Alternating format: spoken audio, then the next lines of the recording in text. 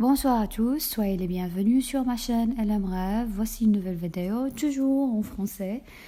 J'aimerais aujourd'hui vous parler sur les discours, le discours direct et le discours indirect. Alors, c'est quoi le discours direct et c'est quoi le discours indirect? Tout d'abord, commençons par le discours direct. Alors, le discours direct, ce sont un ensemble de paroles qui sont rapportées telles quelles, donc sans être modifiées. On remarque la présence des guillemets précédés de deux points et de verbes introducteurs comme demander, répondre, dire, ainsi de suite. On peut également trouver des points d'interrogation ou d'exclamation. Par contre, le discours indirect, il rapporte les paroles en introduisant une subordonnée complétive. Il a dit qu'elle aimait tant ses parents, alors que c'est une subordonnée complétive. Alors, afin de compléter la phrase, qu'elle aimait tant ses parents. Il se caractérise, c'est quoi? C'est le discours indirect par l'absence de guillemets ainsi que des points d'interrogation et d'exclamation. On change les adjectifs, les pronoms personnels et possessifs, ainsi que certains mots interrogatifs. Alors, à retenir,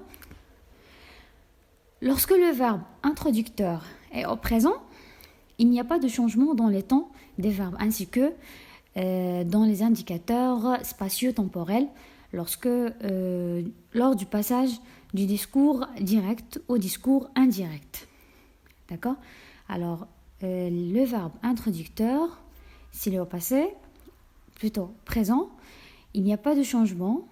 Quand est-ce qu'on fait un passage du discours direct au discours indirect?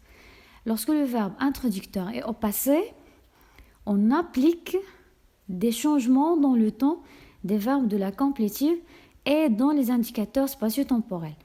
Alors au présent, pas de changement, mais au passé, on aura de changement. Nous allons maintenant voir les modifications qui se produisent lors du passage du discours direct au discours indirect. Prenons lorsque le verbe introducteur est au passé. Alors les modifications de temps, il y a d'autres changements, mais ils ne sont pas cités. Vous trouvez les principaux d'abord que je vais vous le dire maintenant. Alors prenons pour le discours direct.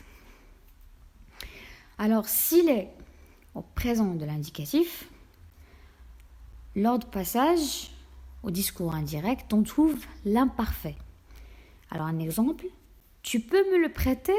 Me demanda-t-il. Il me demanda si je pouvais, regardez là, le verbe pouvoir au discours direct, c'est conjugué au présent. Dans le discours indirect, on le trouve à l'imparfait. Je pouvais le lui prêter. Le cas suivant. Alors si, au discours direct, nous avons le passé composé ou bien passé simple, on trouve alors du passage vers le discours indirect plus que parfait. Exemple, l'enfant a dit « J'ai fini mes devoirs ». Alors le verbe finir ici, c'est conjugué au passé composé.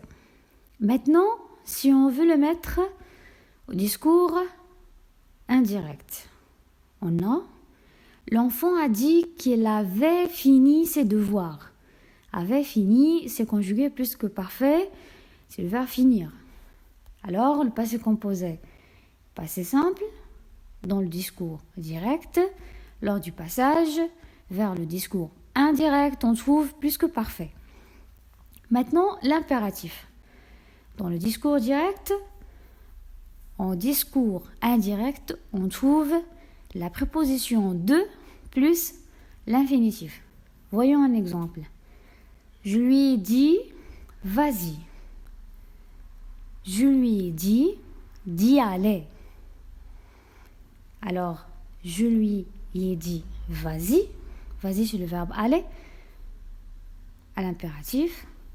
On le trouve au discours indirect de plus l'infinitif. Je lui ai dit d'y aller. Alors, de plus l'infinitif. L'infinitif ici, c'est le verbe aller. Passons au cas suivant, futur. Si nous avons le futur dans le discours direct, lors du passage vers le discours indirect, on trouve le conditionnel présent. Alors, exemple, il disait « Je visiterai la France ». Il disait « Je visiterai la France ». Je visiterai, c'est le verbe visiter au futur.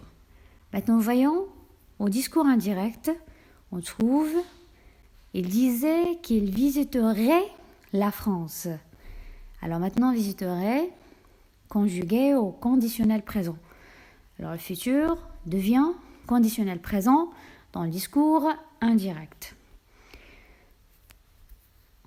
Le cas suivant, futur antérieur, devient futur antérieur dans le discours direct devient conditionnel passé dans le discours indirect. Futur antérieur dans le discours direct devient le conditionnel passé dans le discours indirect. Exemple, alors nous aurons bientôt terminé la leçon, nous a dit le professeur. Alors auront terminé, c'est le futur antérieur du verbe terminer. Devient dans le discours indirect conditionnel passé. Alors voyons là, le professeur nous a dit que nous aurions bientôt terminé la leçon. Aurions terminé la leçon.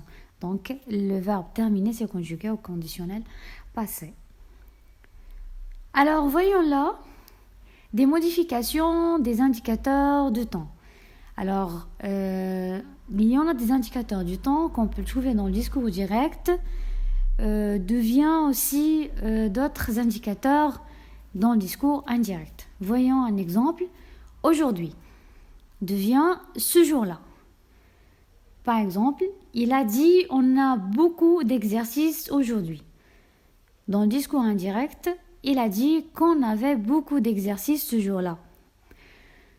Dans le discours direct, bien sûr, demain devient dans le discours indirect le lendemain. Lucille, par exemple, Lucille a dit je reviendrai demain. Dans le discours indirect devient Lucille a dit qu'elle reviendrait le lendemain. Dans le discours direct aussi, hier devient la veille. Elle m'a dit je les ai achetés hier. Devient dans le discours indirect, il m'a dit qu'elle les avait achetés la veille.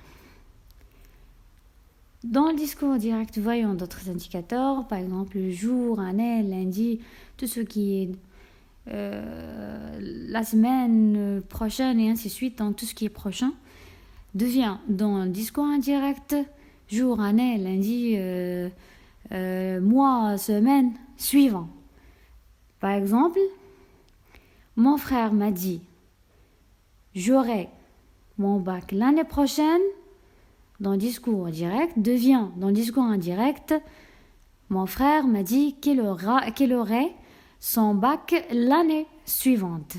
Alors, ce qu'il faut retenir pour la transformation du discours direct en discours indirect. Les échanges des personnes. Alors, si le sujet de la phrase du discours direct est à la première personne du singulier ou du pluriel, il prend la même personne que le sujet du verbe introducteur lors du passage du discours direct au discours indirect. Deuxièmement, quand le sujet de la phrase du discours direct est à la deuxième personne du singulier ou du pluriel, lors du passage du discours indirect, ce sujet se met à la même personne que le COI du verbe introducteur. COI, c'est le complément d'objet indirect. Lorsque le sujet de la phrase au discours direct est la troisième personne du singulier ou du pluriel, aucun changement ne s'opère. Voyons maintenant les échanges des temps verbaux. Alors, si le verbe introducteur est au présent ou au futur de l'indicatif, aucun changement ne s'impose. Il n'y a pas de changement lors du transformation du discours direct au discours indirect. D'accord? Si le verbe du discours direct est au mode impératif, nous avons le choix entre deux possibilités. Soit de remplacer l'impératif par l'infinitif précédé par une préposition, ou bien de remplacer l'impératif par le mode subjonctif. Quand le verbe introducteur est à un temps du passé, ça veut dire n'importe lequel, alors le verbe du discours direct est au présent ou à l'imparfait lors du passage du discours direct au discours indirect, le temps du verbe est l'imparfait. Le verbe du discours direct est au plus que parfait lors du passage du discours direct au discours indirect, le temps ne change pas. Le verbe du discours direct est au passé simple ou au passé composé. Lors du passage du discours direct au discours indirect, le verbe se met au plus que parfait. Le verbe du discours direct est au futur simple. Il se met au conditionnel lors du passage du discours direct au discours indirect. Le verbe du discours direct est au futur antérieur. Il se met au conditionnel passé. Le verbe du discours direct est au subjonctif présent. Il se met au subjonctif imparfait lors du passage du discours direct au discours indirect. Finalement, le verbe du discours direct est au conditionnel présent ou au passé. Il garde le même temps et le même mode. Alors, les échanges des adverbes et des indicateurs du temps. Alors, quand le verbe introducteur est un temps du passé, des changements sont opérés au niveau des adverbes et des indicateurs du temps. Alors, par exemple, aujourd'hui, je commence par le discours direct. Je fais le passage vers le discours indirect. Alors, aujourd'hui devient ce jour-là. Hier devient la veille. Demain devient lendemain. Après-demain devient le surlendemain. Ici, là-bas ou là. Dans quelques jours devient quelques jours plus tard. Et ainsi de suite. Si le verbe introducteur est au présent ou au futur, aucun changement ne s'impose au niveau des temps, des modes, adverbes et des indicateurs de temps. Alors, je viens d'arriver à la fin de la vidéo. Je vais faire un deuxième rendez-vous pour la prochaine vidéo. Soyez toujours au rendez-vous. N'oubliez pas de partager la chaîne parmi vous sur vos réseaux sociaux. Laissez-moi un commentaire et j'aime. Merci. À bientôt.